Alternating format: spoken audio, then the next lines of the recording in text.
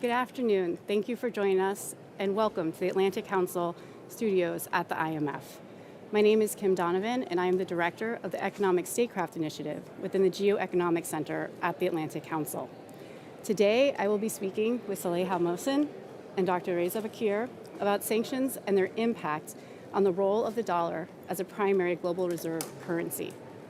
Sanctions and other measures of economic statecraft have become primary tools that the United States and other governments use to address a range of national security challenges, as well as advance foreign policy objectives.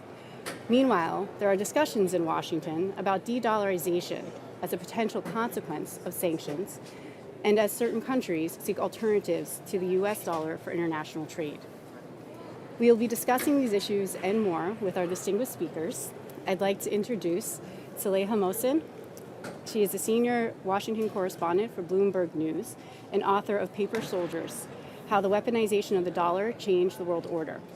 And Dr. Reza Baqir, managing director with Alvarez and Marsal and global practice leader of A&M Sovereign Advisory Services in Dubai. He's a former central bank governor of Pakistan and previously served in the IMF as the head of the IMF's Debt Policy Division. Thank you so much for joining us today. We really appreciate you both being here. Saleha, you recently published a book, Paper Soldiers, and I was wondering if you could tell us a little bit about the impetus for writing the book and what are some of the key takeaways from your research? Yeah, first of all, thank you so much to you and the Atlantic Council and to Reza for being here. I started on the book 3 years ago. It was before we knew about Russia sanctions, before the invasion, even though eventually that event came to bookend the beginning and ending of the book.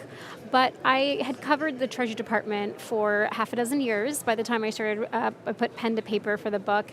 And I got to thinking about how, one, there's a lot of books about the Federal Reserve, a lot of autobiographies of Treasury secretaries, but no book that's just about Treasury. And I also realized that in the last 2.5 decades, the U.S. Treasury Department has really evolved quite a bit, and it now is a pretty big player on the national security forefront. As economic sanctions have become more and more sophisticated since 9/11, Treasury has a bigger and bigger role in national security and foreign policy. The book begins with the economic sanctions that the U.S. led the world in imposing on Russia, and then it kind of tells the story of how the U.S. came to be the owner of the world's reserve asset, what wins and losses that has brought to the U.S. to consumers here and the electorate here, and it also in the same way tells us the story of the history of the Treasury Department. I tell stories about different secretaries and public servants inside the Treasury building that have all been stewards of the dollar, and how since 9/11 the dollar sort of expanding this space between words and war has really turned into a weapon of war. That's a good point. And I wonder, with the weapon of war, could you describe that a little bit? What do you mean by weaponization of the dollar? Yes, when 9/11 happened, when the Twin Towers came down, OFAC, Office of Foreign Asset Control at the time, was considered an orphan of Treasury.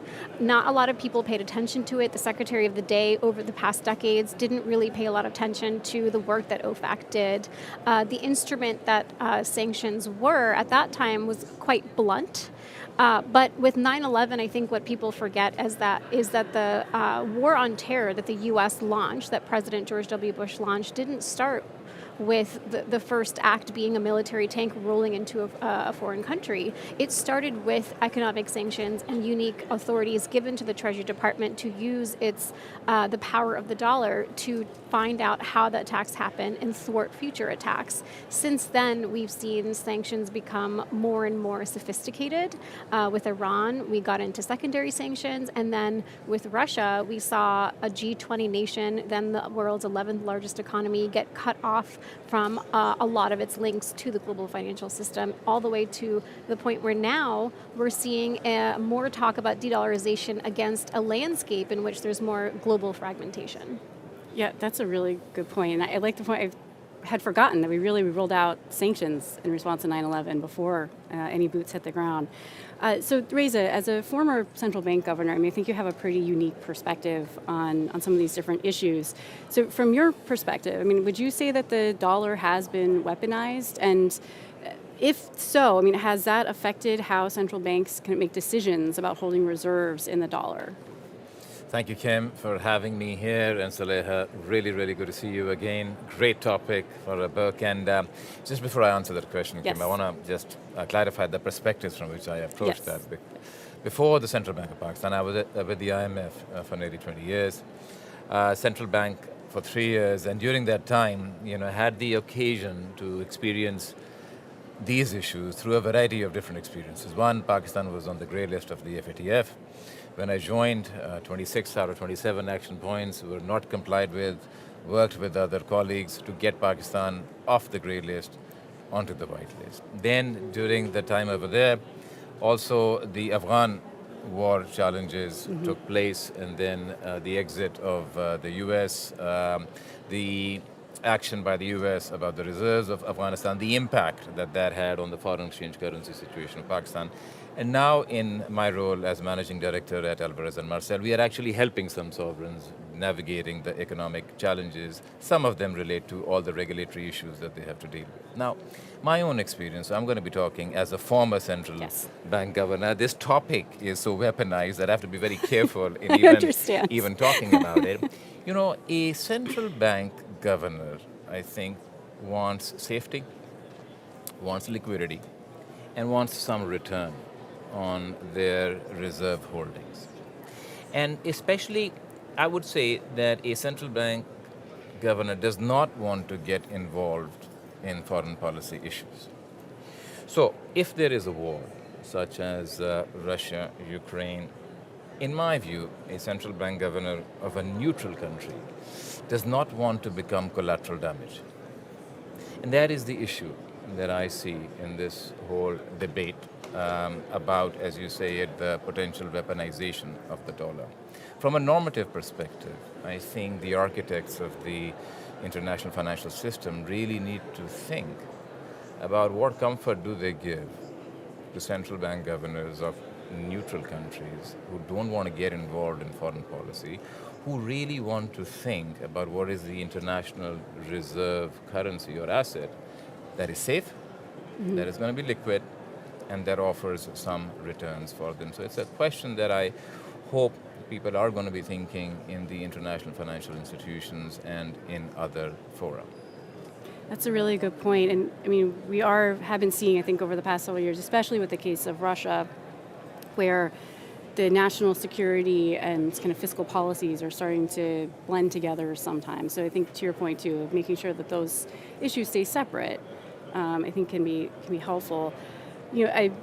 As we continue to discuss these different issues, and we are seeing how governments, the U.S. as well as other G7 partners, are really starting to increase leveraging the strength of their country's currencies, as well as their financial infrastructures, right, to protect their own national security or own economic interests. And then, so I was wondering if either of you would like to discuss some of the risks that could be associated with this approach, where there's different kind of pipes within the financial system that are being developed that may be outside US dollars or other Western currencies, but then also just how, whether it's the EU or the US, UK, everyone's really using sanctions right now to address a myriad of issues. Are there some risks in this approach?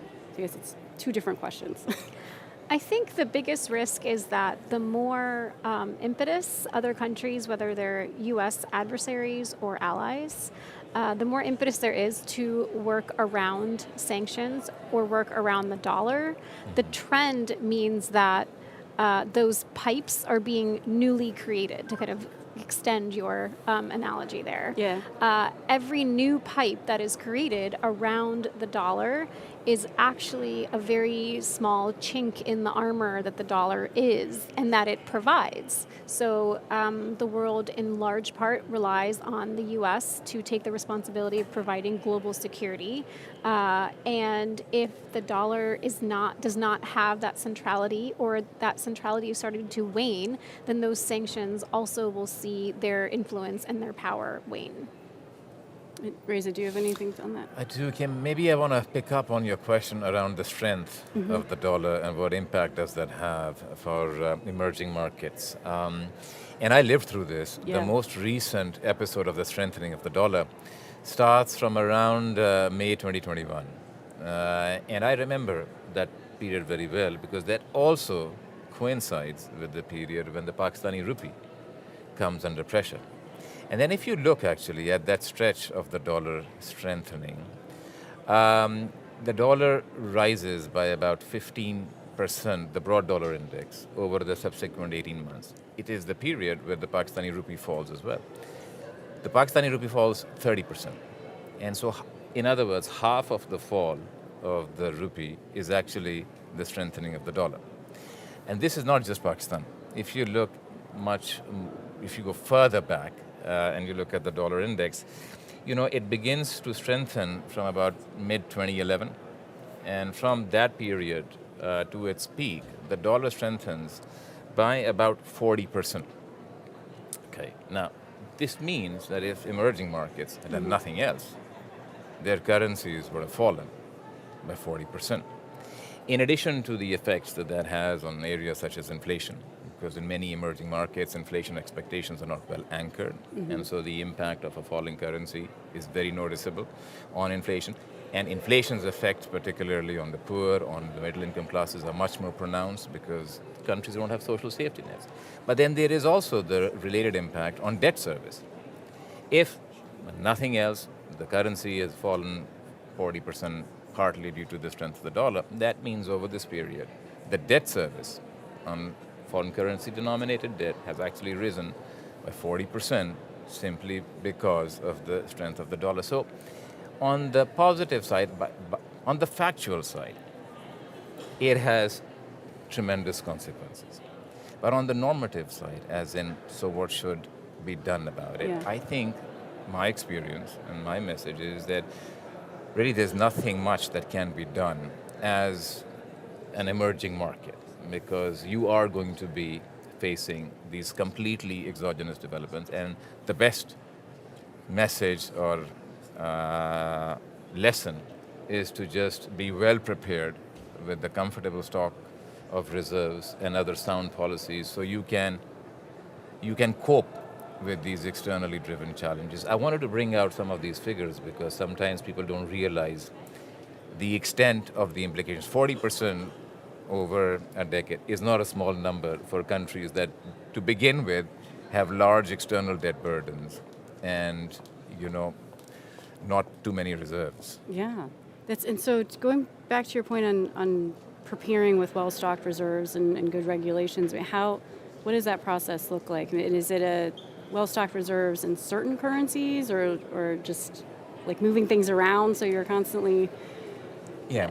So I'm glad you asked that because I think there's been a lot of discussion also about, to what extent since all this debate about de-dollarization, how much have the reserve holdings of central bank actually changed in terms of currency? And I was looking at IMF work and I saw that over nearly, I think, a decade, it's gone down a little bit. If I remember the figures right, about 70% of all reserve assets of central banks used to be dollar denominated by the IMF study. I think now it's around 60%, so it goes down by about 10 percentage points. Is it big? Is it small? I'm not sure. But you are seeing a little bit. I think part of that is also related to the issues we were talking about earlier, such as sanctions and such as, not being collateral damage if you are not a country, that has any stake.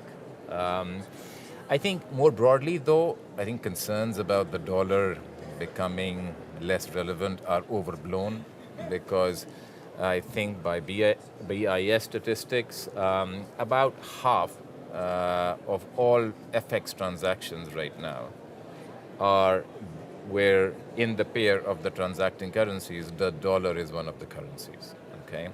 That ratio, according to the BIS, hasn't really changed over the last 10, 15 years or so. And I think partly it's also because even though the central banks may be reducing some of their holdings in dollars, commercial banks and other entities, including in emerging markets, are very keen still in terms of, having an international reserve currency. Where else would you go today? Yeah. I mean, would you go to the euro? Europe has some of its own issues, challenges. Would you go to the yen or would you go to the Chinese currency? I'm not sure. In each case, investors, savers, central banks probably see some issues. So in my view, I think if you look at the figures, yes, you see some reduction of reserve holdings denomination in dollar, but in terms of transactions, you don't really see that much of a reduction of the role in the dollar. And until a credible alternative really comes about, the exorbitant privilege that the dollar has, as was said about the US dollar, I think stays. That's a good point. And then the credible alternatives, I mean, that's because you're really looking for the safety, liquidity, all of the issues that you raised earlier. So until that exists, the dollar will remain strong. It's a very practical question, right? I mean, you as a central bank governor, you can't afford to say, I'm going to think about it. Right. You actually have to make decisions. And actually, a non-decision is a decision. Suppose some conflict occurs. If you don't do anything about your composition, currency composition, that is a decision. And later on, if you do become collateral damage, you can have challenges. The most interesting or most recent data point that we have that the dollars, all this de-dollarization talk is more overblown and more talk than action is just in the last couple of days we've seen as the Middle East conflict has ratcheted up, the dollar remains a safe haven asset, the number one safe haven asset. So I think that's one point that kind of just proves that the world is not done with the dollar. That's great. And so even just thinking about that, because even when raising the current situation in the Middle East and everything that's going on with Russia and Ukraine, what do policymakers really need to be considering right now? Because even just yesterday or earlier today, rather, Secretary Yellen even said that we would apply more pressure on Iran using economic tools. So just what do we need to be considering as we continue to either weaponize a dollar or use our economic power to advance different foreign policy goals? I think one of the elements is you hear from some White House officials and Treasury officials about the need for a doctrine around economic statecraft. What is the U.S. really going to put toward this? A lot of people talk about Jack Lew's speech. He was Obama's second Treasury Secretary. In 2016, he talked about maybe there is a need for economic statecraft, a doctrine that kind of examines the boundaries of a weaponized dollar, because if it's overused, that's not good either. And for the book, when I interviewed him, I did ask him what kind of drove you to deliver that speech, because this is an era that was before a lot of the withdrawal from the JCPOA and all the Russia sanctions that we're seeing now, and a lot of the North Korea sanctions we've seen since then. And he said it was because once the U.S. government sort of really realized that we've got this big space between words and war with economic sanctions, then everyone was revving up the use of them. The use of sanctions since 9/11 has increased almost 1,000%. Yep. So I think Jack Lew's speech is something that a lot of people have gone back to a couple of times to see that maybe a doctrine is in order, and that's sort of the broad strokes of what policymakers might be thinking about now. In my view, Yeah. first of all, there is the practical issue that the more you use, say, a dollar sanctions, the more incentive you give to workarounds. And we did see workarounds. Many countries have imported oil from Russia using other systems and avoiding the dollar. And in a way, by using those weapons more, as you say, you are in fact giving more incentive for people to discover alternatives. So the point I'm trying to make is that if one wants the dollar to remain as the currency to go to and continue to enjoy the exorbitant privilege, then one has to be careful about the exercise of the power that one has, because the more you exercise it, the more you give incentives to others to find ways around it. And we have seen. There are big countries, I will not take names, that have benefited a lot from the fact that they can get cheap Russian oils, and others have not. Countries that have complied, that have behaved well, have had to buy oil at higher prices. The other message that I would give is really having an international reserve currency that is safe, that is liquid, that offers some returns is a multilateral issue. It's not a bilateral issue because any country that is powerful will want to use its currency.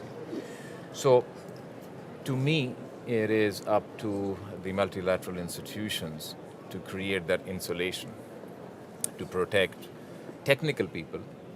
I would consider central banks to be technical people, to insulate the decisions that they have to make about the holdings of their reserve currencies for very practical domestic economic stabilization purposes, to insulate that from geopolitical rifts, from foreign policy issues. Pakistan is at the crossroads, right? It wants good relations with the US, it wants good relations with China. There's nothing wrong in wanting both, but let's not have an international reserve currency become an issue as part of that. Let's insulate that so those considerations are kept separate, and that really is, I think, the role of multilateral institutions. Like the IMF. You can still have a little bit of time, so I wanted to try to transition the conversation a little bit and get your thoughts on different kind of conversations that are going on with BRICS countries, if that's something we can move into, just looking at whether it's China, Russia, India, trying to use their local currencies to do trade, which again is one of the mechanisms outside the dollar and moving things around.